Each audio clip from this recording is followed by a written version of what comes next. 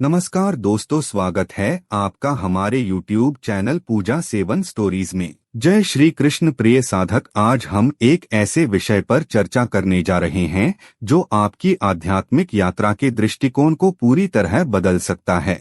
अक्सर जब हम भक्ति या साधना के मार्ग पर चलते हैं तो हमारी कल्पना होती है कि दैवीय कृपा मिलते ही जीवन केवल सुख, शांति और फूलों की सेज जैसा हो जाएगा।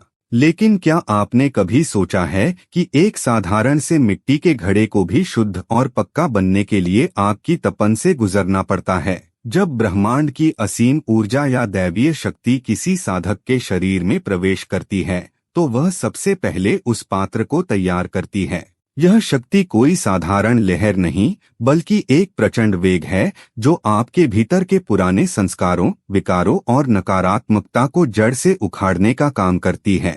यही कारण है कि इस दिव्य मिलन की शुरुआत आनंद से नहीं बल्कि शरीर में होने वाली हलचलों, टूटनों और अनकहे दर्द से होती है। कई बार साधक घबरा जाते हैं कि साधना के मार्ग पर चलते हुए शरीर साथ क्यों छोड़ रहा है या यह पीड़ा क्यों हो रही है। दरअसल यह दर्द कोई बीमारी नहीं बल्कि एक दैवीय परीक्षा और शुद्धिकरण की प्रक्रिया है। वह परम शक्ति पहले आपके शरीर को परखती है, उसे भीतर से तोड़ती है ताकि उसमें अपनी दिव्यता को विराजमान कर सके। आज की इस विशेष चर्चा में हम जानेंगे कि जब वह ईश्वरीय ऊर्जा आपके भीतर उतरती है तो शरीर के कौन कौन से अंगों में खिंचाव और दर्द महसूस होता है। यह जानकारी उन सभी साधकों के लिए अत्यंत महत्वपूर्ण है जो अपनी आध्यात्मिक अनुभूतियों को समझना चाहते हैं। अंत तक जुड़े रहें क्योंकि यह समझना जरूरी है कि आप टूट नहीं रहे बल्कि गढ़े जा रहे हैं। दोस्तों, आगे बढ़ने से पहले आपसे एक खास निवेदन है। अगर यह वीडियो आपको अच्छा लगे तो इसे लाइक कीजिए, चैनल को सब्सक्राइब कीजिए और सबसे जरूरी बात, इस वीडियो को हाइप करना बिल्कुल मत भूलिए। आपकी एक हाइप हमें और ज्यादा लोगों तक पहुंचने में मदद करती है और हमारे हौसले को और मजबूत बनाती है। आपका एक लाइक हमें ऐसे ही और दिव्य व प्रेरणादायक वीडियो बनाने की ताकत देता है। इसलिए कृपया करके इस वीडियो को लाइक और हाइप करके इस वीडियो को पूरा देखिए और दूसरों के साथ शेयर भी कीजिए। चलिए अब बिना देरी किए वीडियो को शुरू करते हैं। पहला संकेत, जब दैवीय शक्ति किसी साधक के भीतर अपना स्थान बनाना शुरू करती है तो उसका सबसे पहला और गहरा प्रभाव सिर और मस्तिष्क के क्षेत्र पर दिखाई देता है। आध्यात्मिक दृष्टिकोण से इसे चेतना के द्वार का खुलना माना जाता है। इस अवस्था में साधक को अक्सर महसूस होता है कि उसके सिर के भीतर कोई बहुत भारी और प्रचंड ऊर्जा लगातार घूम रही है। यह अनुभव कभी तेज सिरदर्द तो कभी एक अनचाहे दबाव के रूप में सामने आता है, मानो मस्तिष्क की सीमाएं फटने वाली हों। यहाँ ध्यान देने वाली बात यह है कि यह पीड़ा किसी साधारण बीमारी की तरह नहीं होती। आप कितनी भी दवाएं ले लें या चिकित्सा जांच करवा लें, रिपोर्ट सामान्य आएगी और दवा बेअसर रहेगी। वास्तव में यह दर्द उस मानसिक मंथन का परिणाम है जहां दैवीय ऊर्जा साधक के पुराने संस्कारों, अहंकार, संकीर्ण सोच और वर्षों पुराने डरों को तोड़ रही होती है। जैसे एक पुराने और जंग लगे दरवाजे को खोलने के लिए जोर लगाना पड़ता है, वैसे ही जब दिव्य चेतना आपकी बुद्धि को विस्तार देती है तो मस्तिष्क में भारी दबाव बनता है। यह एक अत्यंत कठिन परीक्षा की घड़ी होती है जहां शक्ति यह परखती है कि क्या साधक का मस्तिष्क इस उच्च ऊर्जा को संभालने के लिए मानसिक रूप से तैयार है। यदि साधक इस समय विचलित हुए बिना धैर्य बनाए रखता है तो यही असहनीय लगने वाला दर्द धीरे धीरे एक अद्भुत मानसिक स्पष्टता, शांति और दिव्य समझ में परिवर्तित हो जाता है। यह संकेत है कि अब वह साधारण मनुष्य से एक दिव्य माध्यम बनने की ओर अग्रसर है। दूसरा संकेत, आध्यात्मिक यात्रा के दूसरे चरण में जब दैवीय ऊर्जा शरीर के और गहरे तलों में उतरती है तो इसका सीधा प्रभाव साधक की आंखों और माथे के मध्य अनुभव होता है। यह क्षेत्र हमारे आज्ञा चक्र का केंद्र माना जाता है। इस प्रक्रिया के दौरान साधक को अक्सर अपनी भौहों के बीच एक अजीब सा खिंचाव, भारीपन या सुइयों जैसी चुभन महसूस हो सकती है। कभी कभी ऐसा अनुभव होता है मानो कोई अदृश्य उंगली उस स्थान पर लगातार दबाव बना रही हो। दरअसल यह पीड़ा कोई साधारण शारीरिक कष्ट नहीं है बल्कि यह इस बात का संकेत है कि साधक की तीसरी आंख या दिव्य दृष्टि सक्रिय हो रही है। दैवीय शक्ति केवल महसूस किए जाने तक सीमित नहीं रहती, वह साधक को सत्य को देखने की क्षमता भी प्रदान करना चाहती है। यह दर्द उस पर्दे के हटने का प्रतीक है जो अब तक साधक को केवल भौतिक संसार तक सीमित रखे हुए था। यह एक अत्यंत सूक्ष्म और महत्वपूर्ण परीक्षा होती है। बहुत से लोग इस अजीबोगरीब खिंचाव और आंखों के पीछे होने वाली जलन से डरकर अपनी साधना रोक देते हैं, लेकिन जो इस अनुभव को दैवीय आशीर्वाद मानकर स्वीकार कर लेते हैं, उनके लिए यह दर्द जल्द ही एक दिव्य कंपन और शीतल प्रकाश में बदल जाता है। यह अवस्था बताती है कि अब साधक का दृष्टिकोण बदला जा रहा है। वह अब उन चीजों को समझने और देखने के योग्य बन रहा है जिन्हें साधारण आंखों से देख पाना असंभव है। तीसरा संकेत, जब आध्यात्मिक ऊर्जा साधक के अस्तित्व में गहराई से उतरकर स्थिर होने लगती है, तो इसका एक विशिष्ट प्रभाव गर्दन और कंधों पर दिखाई देता है। इस अवस्था में साधक को अक्सर ऐसा अनुभव होता है मानो उसके कंधों पर अचानक एक बहुत बड़ा और अदृश्य बोझ रख दिया गया हो। गर्दन में अकड़न महसूस होती है और कभी कभी तो अपने ही सिर का भार संभालना भी चुनौतीपूर्ण लगने लगता है। यह शारीरिक पीड़ा वास्तव में एक गहरे आध्यात्मिक उत्तरदायित्व का संकेत है। आध्यात्मिक विज्ञान के अनुसार गर्दन और कंधे वह स्थान हैं जहां से हमारी कर्म करने की क्षमता और जिम्मेदारियों का भार नियंत्रित होता है। यहाँ होने वाला दर्द इस बात की परीक्षा है कि क्या साधक केवल अपनी व्यक्तिगत शांति तक सीमित रहना चाहता है या वह दूसरों के कल्याण के लिए एक दिव्य माध्यम बनने को तैयार है। दैवीय शक्ति साधक की सहन शक्ति को परखती है कि क्या वह उस ऊर्जा और भार को वहन कर पाएगा जो समाज के मार्गदर्शन के लिए आवश्यक है। यह दर्द साधक को यह सिखाता है कि अब उसका जीवन केवल उसका अपना नहीं रहा, बल्कि उसे दूसरों के दुखों को समझने और उनका सहारा बनने के लिए तैयार किया जा रहा है। यदि साधक इस खिंचाव और भारीपन से घबराने के बजाय इसे ईश्वर की इच्छा मानकर स्वीकार कर लेता है, तो यही कष्ट भविष्य में एक अदम्य आंतरिक शक्ति और अटूट आत्मविश्वास में बदल जाता है। यह इस बात का प्रमाण है कि शक्ति अब उसे एक साधारण भक्त से ऊपर उठाकर एक शक्तिशाली आधार बना रही है। चौथा संकेत, आध्यात्मिक रूपांतरण की इस यात्रा में जब दैवीय शक्ति साधक के हृदय और छाती के क्षेत्र में प्रवेश करती है, तो अनुभव अत्यंत भावुक और गहरा हो जाता है। इस चरण में साधक को अक्सर अपनी छाती में एक अजीब सा भारीपन, दबाव या कभी कभी हल्का दर्द महसूस होता है। यह शारीरिक संवेदना मात्र नहीं है, बल्कि यह अनाहत चक्र के सक्रिय होने और हृदय की गहराइयों में छिपे भावनात्मक शुद्धिकरण की एक प्रक्रिया है।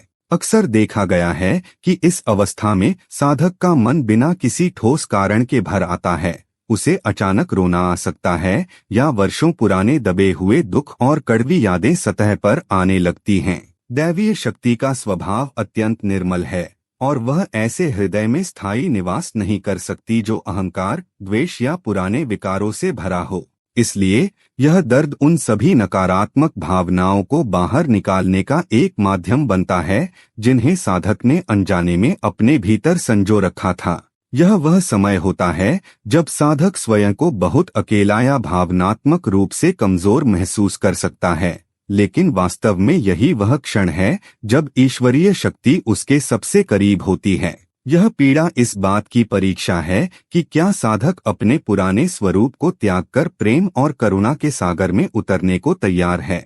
यदि साधक इस भावनात्मक उथल पुथल को धैर्य से सह लेता है, तो उसका हृदय अत्यंत कोमल, विशाल और शक्तिशाली बन जाता है, जो ब्रह्मांड की सर्वोच्च ऊर्जा को ग्रहण करने के योग्य होता है। पांचवा संकेत, जब आध्यात्मिक ऊर्जा साधक के अस्तित्व में और नीचे की ओर उतरकर पेट और नाभि क्षेत्र को स्पर्श करती है, तो यहाँ होने वाली हलचल उसे एक नए अनुभव से परिचित कराती है। इस चरण में साधक को अक्सर पेट में मरोड़, अजीब सी गर्मी या फिर कुछ गोल गोल घूमने जैसा एहसास होता है। कई बार उसे बेचैनी या जी मिचलाने जैसी स्थिति का सामना भी करना पड़ता है। यह संकेत है कि दैवीय शक्ति अब साधक के मणिपुर चक्र पर कार्य कर रही है। नाभि का यह क्षेत्र हमारी मूल इच्छाओं, सांसारिक वासनाओं और आत्मबल का मुख्य केंद्र होता है। यहाँ होने वाला दर्द वास्तव में एक अग्नि परीक्षा है, जहाँ दैवीय शक्ति यह परखती है कि क्या साधक अपनी इंद्रियों और इच्छाओं पर नियंत्रण पाने में सक्षम है। यह ऊर्जा उन निम्नगामी प्रवृत्तियों को जलाकर भस्म करती है जो साधक को अब तक सांसारिक मोहमाया में जकड़े हुए थीं। इस दौरान होने वाली बेचैनी इस बात का प्रमाण है कि शरीर के भीतर ऊर्जा का प्रवाह अब नीचे की ओर नहीं बल्कि ऊपर की दिशा में मुड़ रहा है। यह रूपांतरण की एक अनिवार्य प्रक्रिया है। यदि साधक इस समय विचलित न हो और अपनी साधना में अडिग रहे तो यही दर्द आगे चलकर एक अटूट आत्मबल और मानसिक स्थिरता में बदल जाता है। यह अवस्था स्पष्ट करती है कि साधक अब अपनी तुच्छ इच्छाओं से ऊपर उठकर ईश्वरीय संकल्प के साथ जुड़ने के लिए पूरी तरह तैयार किया जा रहा है। छठा संकेत, आध्यात्मिक रूपांतरण की इस अलौकिक यात्रा में जब दैवीय शक्ति साधक की रीढ़ की हड्डी और पीठ के मार्ग से प्रवाहित होने लगती है तो यह अनुभव सबसे अधिक रोमांचक और शक्तिशाली होता है।